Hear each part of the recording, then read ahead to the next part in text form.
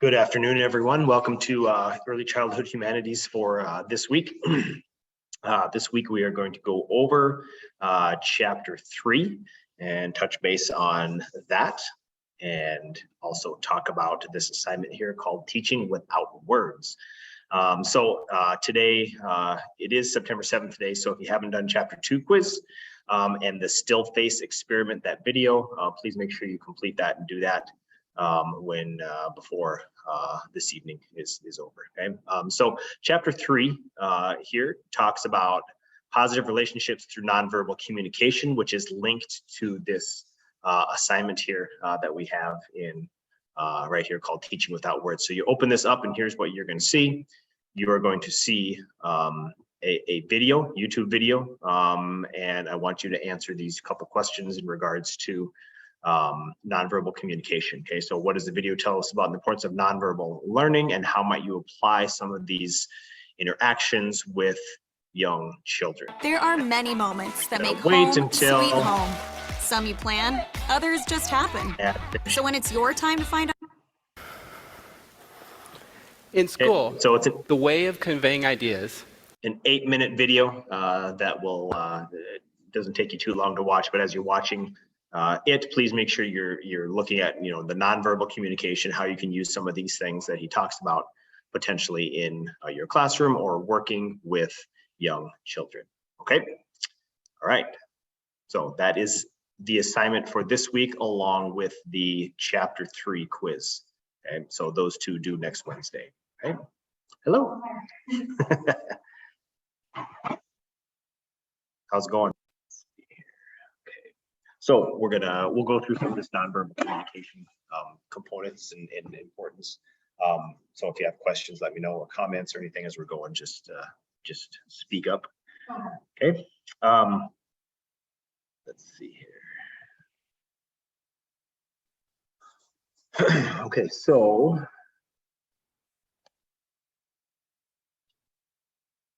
the function or the purpose really of nonverbal communication, of course, with very young children, that's how they communicate, is nonverbal, right?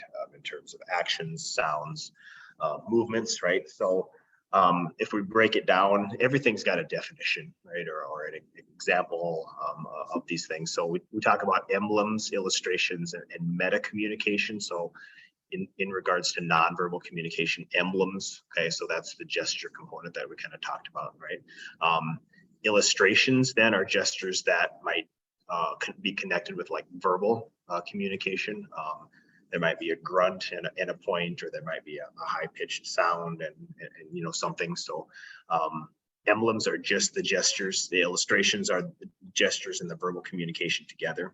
And then the meta communication, something within the body language is telling something about the message, right? So an example of that would be like a baby or an infant crying. Okay, we get to know that there's different types of crying, right? One that might be painful, or one that might be, they're upset or they got scared or something like that. So that meta communication, then children start to communicate in different ways with sounds, with messages, and with their, of course, nonverbal communication. So yeah, they kind of like to categorize those things, right, into different words for whatever reason. So, but there's these other functions, here of nonverbal communication as well, right?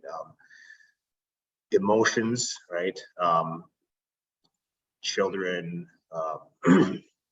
definitely wear their emotions like on their sleeves, right? They don't typically like hide them. Once in a while they do. As they get older, they learn to regulate some of that stuff, but right away children, especially infants and babies and toddlers, are going to express their emotions very accurately through their nonverbal communication. They will also do things like suggestions. They will start to pretend as they get older, and like model or imitate some of the gestures that they're seeing, right?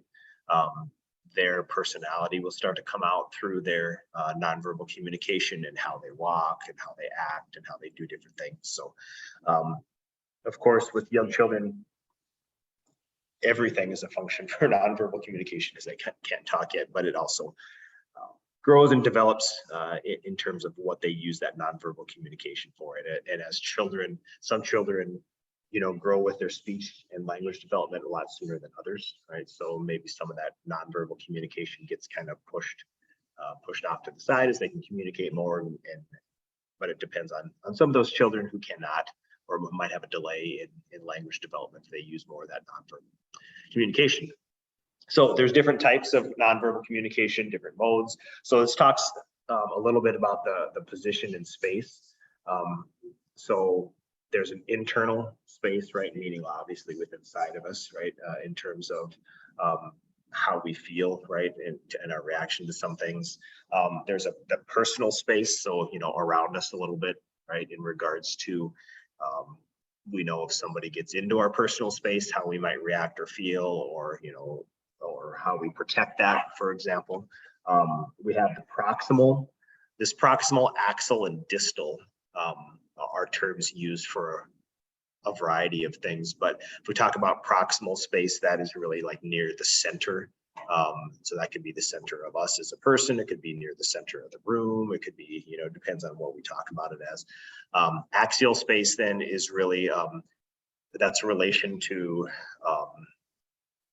something that's rotating or something that's on a line, right? We talk about the axis of the earth, right? That goes through the earth and it rotates around that axis. So we're talking about axial space. It's something that is like kind of constant or in the center, maybe of us again, like our spine is axial. So we're talking about something with that, or there could be something again in the room, playground, that things kind of rotate around. And then distal space is, of course, things away from the center, again, of our body, of the classroom, things that are out on the edge of a playground, those types of things.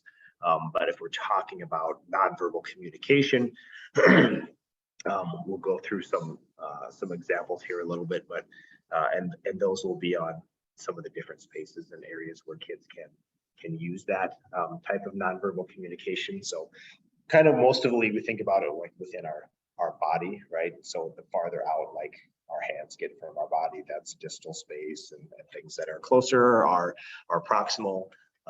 Axial space, if we do think about like our spine, for example, and how we move our body and do things with our body. Not that this is super important, but just to cover it and like, okay, it's so that you know that these things do, there is some connection not to them. But it's important for us and other children to understand like our space or the other children's space, right? So that they can kind of like, I don't know, respect it or know that each child's a little bit different in regards to, how they use their space or what they do with it, how they might communicate, or not communicate with that. Because, some children might have trouble with, things farther away from their body, right? If you think of growth and development, happens inward, in to out, right? And so having control of their hands and their arms way out here for some is going to take longer than others. But we have to help children understand that. So again, some different types of nonverbal communication here. We have the body motion, right? So good example. I'll just talk about one example in each of these, but the approach, right? So whether children are crawling or they're walking or they're stumbling or whatever, an approach to another child is communication, right? If they're super fast and really going, it probably means they're excited, right? And want to be engaged.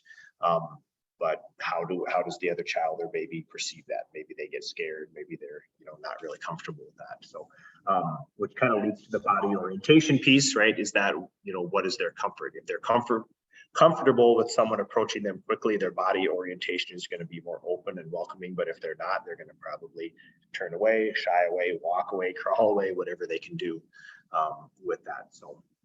A couple good examples there of motion and orientation in terms of how we perceive or how we use our nonverbal communication as children. And so gestures is the next one. So what is the emphasis on certain gestures, right? Babies are pointing and they're really adamant, or they want something, but they might point, I don't know, not hardly, but I mean, they have some effort behind it, right? That they really want that thing. So touch is another one then, right, that goes into nonverbal communication. And that can come from us too, as well as other children, right? If you are soothing, obviously we know that it's going to be a soft touch, and we're trying to calm them down. They're going to pick that up and feel that, right, and understand that touch from us. So it's not just like the receiving part of the touch, but it's also the giving, right, of that as well. So, and as children grow and develop, they will learn the difference between a soothing touch, right, and the softness of it, or something that is a little bit more painful. Of course, facial expressions are a great way of nonverbal communication, which you probably kind of saw a little bit in that video last week when the mother just had that blank stare and the baby, got upset almost right away, right? Because they wanted some kind of a reaction to that. So children get very comforted by reactions from us as adults, and even other babies or toddlers as well. So the paralinguistics, that is about kind of like baby talk, babble stuff a little bit, right? Just the different sounds that they make, and then also us as adults or caregivers, the sounds that we make to them. So, I don't know if I have talked about it in this class yet, but it is important to have some baby talk or babblese dialogue with babies and young children, but it's also important that we have a regular conversation with them a little bit as well, so they start to pick up that language, right, and the rules and the context of those pieces. So besides just the sounds, there's rhythm, the intensity, when we pause, all these different things are important for them to pick up, and they will start using those pauses, those sounds as well in their speech, right? And they start to pick up the easy words, the easy phrases first and whatnot. So, and then of course artifacts that we can use for nonverbal communication, different types of clothing or accessories that they can play with in the classroom, dress up, or put things together, and then different types of furniture that you might have in the room for them or in the classroom, small chairs, you might have bean bags, or you might have different things that they can sit on, use, that might show that they're tired, they want to relax, or they're ready to go. How they're sitting on furniture, can tell us a lot about their feeling, their situation, what they might want as well. So. Okay, so we talk about relationships and communicating like with children, and children also trying to communicate with each other. But wager is a good way to think about it. Warmth, acceptance, genuineness, empathy, and respect. I think those are all pretty common terms that you probably know what they mean, unless there's some that you don't. Is there any up there? Okay, so I won't explain each of them. I think you guys all know. Of course, we want to try to emulate those as much as possible as a teacher, right, or a caregiver for the children we're working with. We also have some power in terms of like as adults, but then as children as well, like in regards to situations that arise or how we interact with children, especially us as adults. Obviously we have some control over things happening right in our classroom, so we have a little bit of that power, and so we want to be careful with how we manage that so the kids don't feel overwhelmed or overpowered in the classroom all the time. So and then mixed messages, of course, can be difficult for young children to interpret, right? We might be saying one thing, but our body language isn't really conveying that. So as they get older, they pick up on those mixed messages a little bit. We'll talk about that here in a second. But so time is also something that, again, it's harder for young children to understand that, obviously, in regards to what time is, but something that we can introduce or we can work with them on. And so it talks about subjective versus clock. Of course, clock is we know that that's very rigid, right? And then certain times go by, but when we're working with young children, we might have time in a schedule, but how we work with them on time is important, rather than just like at the end of an activity, right? If it's getting close to switch activities or change things up, to talk to them about time to clean up, time to put away, and give them some time to do that, rather than just now's the time and hurry up, push. So that transition stuff, especially for young children who don't quite understand, why do I have to stop playing with this when I'm really having fun, so that subjective time is important, that we work through that, with them. And our body language then shows that if we just tell them it's time to put things away, and then we go back to maybe doing something else we were doing, and then we come back and it's still not done because maybe they don't understand that it's time to put stuff away. But if we start helping, or other people start helping to put some stuff away, then they might start with that. More than likely, we'll start with that process and understand that's time to switch. So. Okay. Time to listen, attend, and nurture. So those are different things that the children can do, but we can also do as well. Like if we know that some kids need some extra help and some extra time to complete a task or pick things up, or if they're just struggling to eat or whatever it might be, there might be some extra time in there that we can help them with something. Or maybe we're talking about time to listen. It's hard for young kids to understand that sometimes. So just setting aside some of those some time to understand that is good in terms of routines and getting them to understand the meaning of that.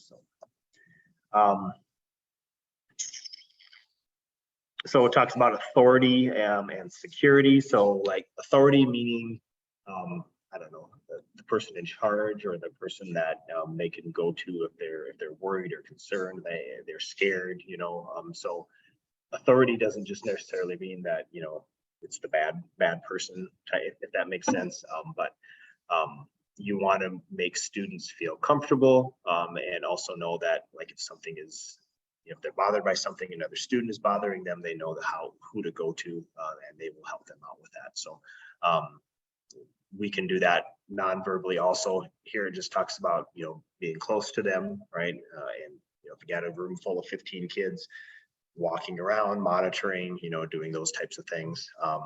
Confident tone of voice, firm voice. It says maintaining eye contact. I don't know if that's necessarily, some places, yes, but not always necessarily. You need to continue to maintain that eye contact, but in certain situations, you definitely would want to. So this is, I talk about the mixed message piece. When our nonverbal communication sends a different message than the spoken word, right? So, and as early as 9 months, infants and babies and toddlers can pick that up, right? So you might be saying something, but you're totally off, doing something else, or you're engaged in maybe an email or something that needs your attention, but you're telling them to do something and you're not paying attention. They obviously can pick up, on some of those pieces with that, but we want to try to be careful with those, and that's going to happen sometimes, right, in terms of mixed messages, but we just have to try to do the best we can with not saying.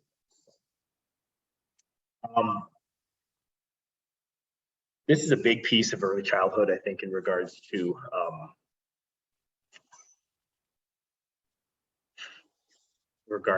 almost everything, right? Not just behavior, or not just like nonverbal communication, but observing children's behavior and their interaction with others, because we'll be able to pick up so much from that. We can pick up academic skills, we can pick up social skills, any behaviors and stuff. So when we observe them, different things that we're going to look at, right? So paying attention to cultural and family variations of nonverbal behavior. So that's, again, not just a specific ethnic group in terms of variations, right? But that could vary from household to household. Because if you have a household that is, let's say, there's a lot of communication. People are talking constantly. There's all kinds of conversation happening.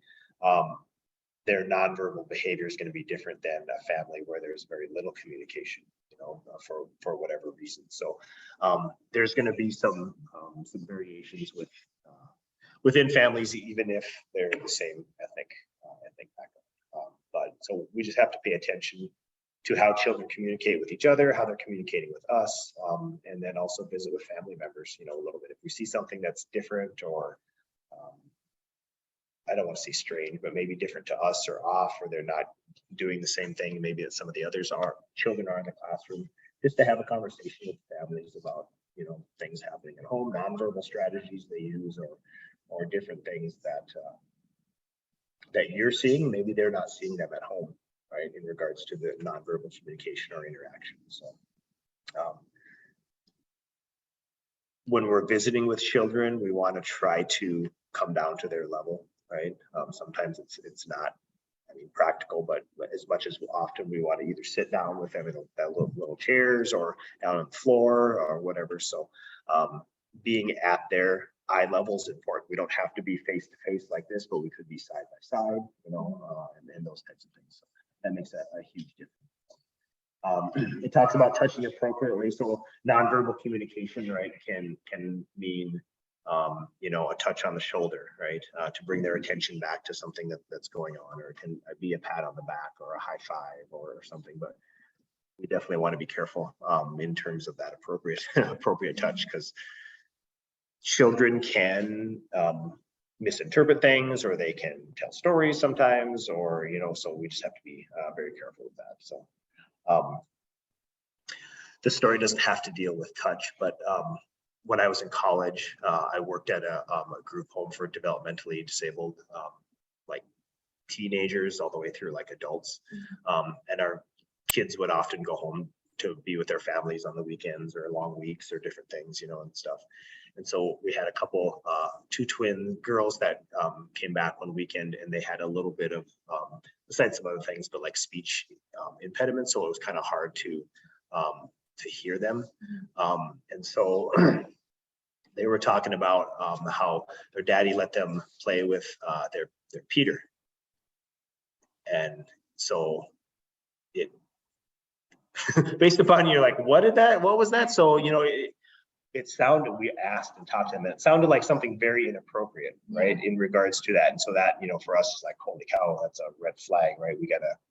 And so fortunately for me, I was not at that spot where I'm like the boss or anything. So I'm like, told my supervisor, hey, this is what we heard, I'm not sure. Anyway, they did some investigating and stuff, but it was computer, so there's things that, not that it was any fault of theirs or they're making anything up, right? But that's just the way that they said that. So children can not say things correctly and stuff. So anyway, we want to be careful in regards to that. Letting kids know you care about them, of course, is an important piece of early childhood and any teaching, right? But we talked about being at the same eye level with kids, right, as much as we can. Facing the child and maintaining eye contact frequently. Now that, again, is going to depend on your comfort level of eye contact with the kids, or maybe their comfort level. I know we've probably heard this lots of times, but some cultures or communities, direct eye contact is not always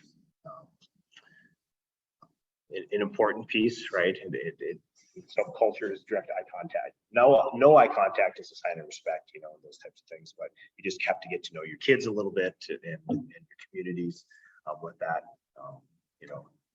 I'm not comfortable just staring you right in the eye with just the two of us here, right? I'm constantly looking around or over your head, stuff, So, and a lot of people will do that with crowds, right? They don't necessarily look at everybody in the eye; they look right above them and stuff. So. So that's whatever you're comfortable with and kids are comfortable with, as well. So we definitely want to listen, right? And there's, that's something also in regards to children picking up on body language is we might be there hearing them, but if we're not engaged and talking to them, then they can pick up that we're not listening. We pick that up all the time as adults, right? We might be talking to them and they're hearing us and they're on their phone or they're writing something or they're typing an email. And so we assume that they're not really listening to what we're doing. But so responding appropriately is important when listening to the children. So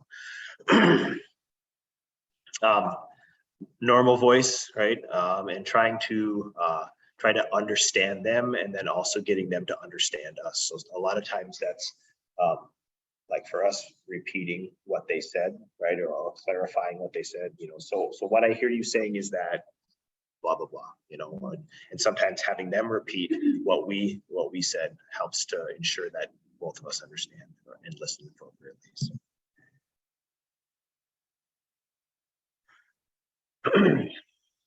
Okay, so learning of nonverbal behaviors. So there's different, obviously, areas besides just the classroom, right, where they pick up nonverbal behaviors, right? So cultural transmission, family and neighborhoods. So cultural transmission can be a lot in regards to, of course, what happens in their community and in their home, right? For ethnic culture, but also the culture of their family, right? How much interaction do they have in with technology, right? Because kids can pick up a lot of stuff by watching videos, right? I don't know necessarily how young it might go, but they can sure pick up things pretty quickly.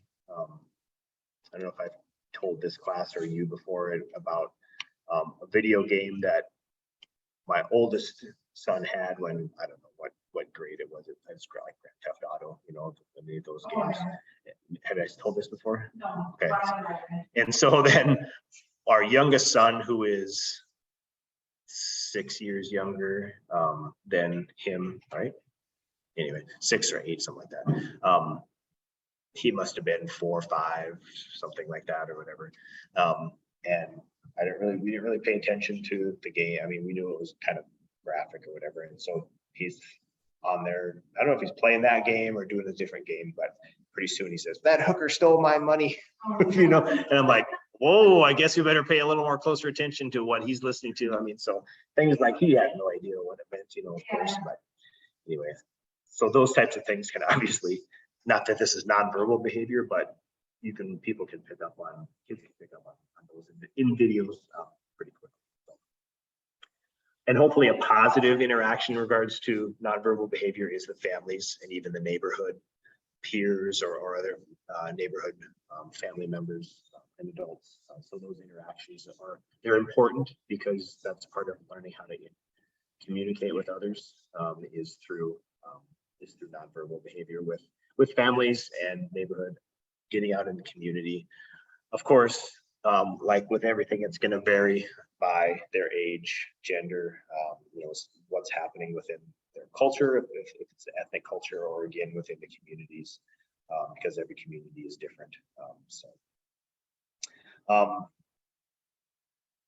Families and teachers, we can encourage the nonverbal behavior, we can strengthen it, right? We can discourage some of the nonverbal behavior that's not appropriate. So it just takes a little bit of teaching, right? Some coaching with that, some reinforcement, both positive, maybe even some negative reinforcement with some of those nonverbal behaviors. So if it's ones that we want to try to change. And of course, with the younger children, the biggest ones, the biting, the hitting in terms of nonverbal communication, because sometimes that's what some kids know, or that's how they can express themselves really quickly. Takes a little bit of time to work out. So hopefully we don't just right away go to like a negative piece in terms of like they're a bad kid because they hit or they bit, because sometimes that's just they don't know how to express themselves. And when situations like that come up, it's good to communicate with the family, right? In regards to, hey, I'm seeing this here, you know, are you seeing that at home? Because certain things might be triggering those responses, right? If they're upset or frustrated or whatever. So, of course, modeling is a great way to help kids with their behaviors, right? And their nonverbal communication. Giving them or trying to interpret like some of their cues are almost like predicting when maybe some negative nonverbal communication is going to come, like the hitting and the biting. If we can see some of that maybe happening or kind of know which situations set those off, we can try to interject or intervene, or maybe even set up activities where there's less chance of that happening. But trying to help them and show them the appropriate way to, you know, if they're upset or frustrated, what they should do. And new situations are important in regards to what to do, right? Some kids may not know, like how lining up, for example, they may not know what to do with their hands, you know, or different variety of things. So in new situations, as much as possible, if we can demonstrate and model, show them exactly what to do, that helps. excuse me, with some of that behavior, and also what to do in case they don't. Again, this is showing children respect in regards to listening and nonverbal communication. Again, maintain eye contact if necessary or when possible. Smile, nod, give verbal cues, let them know your interest. That's a big piece of it, right? Children see a smile or a nod, which goes back to that video from last week where that lady didn't respond at all, and that was even as young as that child was, it made them very uncomfortable with that. So corrective feedback is important, right? Appropriate corrective feedback. Sometimes privately doing that with kids or with the children is better than doing it in front of all the children, especially if it's something where they can get embarrassed potentially. Even if they're younger, we don't want to try not to embarrass the kids as much as possible. But refrain from fidgeting, messing with our hair, their hair, responding to other distractions. So just trying to stay focused on what they're doing. So us showing them respect hopefully translates then from them to them showing other children or kids respect in the classroom in regards to listening and stuff too. So again, goes back to the modeling piece of that. So getting kids to take you seriously. So this kind of, I think, depends on the age. I would say I don't think a baby really cares what you dress like for the most part, but as children get older, right, dressing appropriately for the type of class you have, right? So as an early childhood educator, I would assume and suggest that most people probably do not wear like high heels and super like dresses, obviously, but you're going to be active, right, with young kids. So dressing appropriately for that, is important. And then, of course, as kids get a little bit older, into that kindergarten age, what does that look like in regards to dressing appropriately, right? Doesn't necessarily mean that you have to wear a dress every day or a suit and tie, those types of things. But what does your organization say is appropriate for that? So as much as we can, try to relax in dealing with them. Sometimes there's going to be situations, right, where things are like you're frustrated and stuff. So as much as possible, try to stay calm and relaxed and work with the kids in as good of a mood as possible, right? Another thing in terms of body language, right? Semi-open or open position, like if say you're on the floor reading with them, or doing activity with them, just trying to stay as open as possible, right? So we can read body language of adults. Sometimes if somebody's sitting and they got their arms crossed and stuff, you kind of get the feeling that maybe they're not real open to what you're saying or listening, So same type of thing with working with kids, right? In terms of how we get them to kind of open up to us and take us a little bit more serious. And the same thing with family members, right? Especially when they have them come and visit us, or maybe they come to the classroom, or there's an open house or whatever. The more we can, be courteous to them, smile, make them feel welcome, comfortable. That's very, very important. I get nervous sometimes, not as much as I used to, but like I have a tendency to like talk faster and like fill the space and not with sound and not leave any like silence, which is why I think like when I'm talking, I'll say us. I catch myself saying something to fill that space rather than just letting it be quiet for 2 or 3 seconds, type thing. So, but the more we can make them feel comfortable in our classroom, the better opportunity and chance that we have for them to like engage with us, participate in the classroom, feel comfortable, feel welcome, because we have a lot of families in our communities, not just on Standing Rock, but all over towns that don't feel comfortable in a school setting, even if it's, preschool, Head Start, all the way through whatever, because they've probably had a bad experience maybe in school, and just a variety of things. So the more we can make them feel welcome in our classroom, then the better chance we have of that connection with them. If something does go wrong or bad, or we need to have a serious conversation with them, they're more open to hopefully having that conversation with us rather than just shutting us out. So nonverbal message being sent to us, that's important, reading their body language, right? You know, if they are looks like they do feel a little bit uncomfortable, you know, what can we do to try to change that or help them feel comfortable? So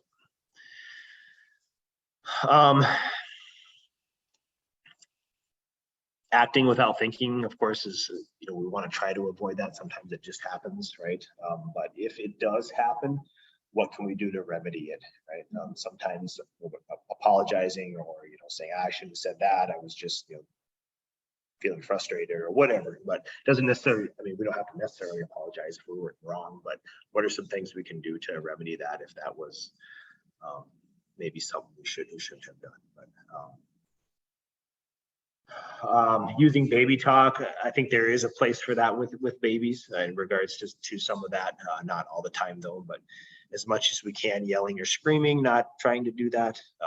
Sometimes we have to do that if it's a little really noisy or loud. Sometimes we might have to get a little bit louder, right, for them to hear us. But trying not to interrupt children, you know, depending upon the situation, of course, right. If they're telling a story, let them go, you know, by all means. But if it's, you know, the argument between two of them, obviously we're going to step in, right, and try to help resolve those types of things. So definitely, in terms of not ignoring families if they're nearby in the classroom, we definitely want to make sure we're paying attention to them or visiting with them or acknowledging them, whatever that looks like there. So at the end, a lot of these chapters, there's the same type of pyramid, right? They're just putting some different stuff in there, but the biggest thing in regards to this support pyramid, whether it's nonverbal communication or whatever it is that there's the positive relationships on that bottom there, right? So the more we can build a positive relationship with the kids and with the families, then the better that support pyramid is for children moving forward, right? So even if it's just us as their positive relationship, that's a good start. And then hopefully it works out or gets a little bit wider. You know, maybe other people in school if they don't really have a positive relationship outside of the school, but hopefully with our young children, they have multiple ones outside the school. But yeah, it's the same thing. There's some children who are going to need some interventions for nonverbal communication as well as everything. So, questions you have or comments? Yeah. So it seems kind of like a simple concept in terms of nonverbal stuff, and we know that young children obviously do that quite a bit. But as kids get older, there are, and not even like older, like middle school, high school, but nonverbal communications we can pick up from kids that are like a red flag for like some other, you know, serious issues, you know, going on, whether it's, you know, some depression or abuse or, you know, those types of things where they're very withdrawn, they don't talk a whole lot, they, you know, don't engage in activities with other peers, you know, those types of things. So those are some things that we want to make sure we pay attention to. If we see that a lot, we want to try to either visit with the student if they will, or communicate with the family and just say, you know, hey, this is what I'm noticing here, because we don't want those kids to slip through the cracks, you know, and stuff. So yeah.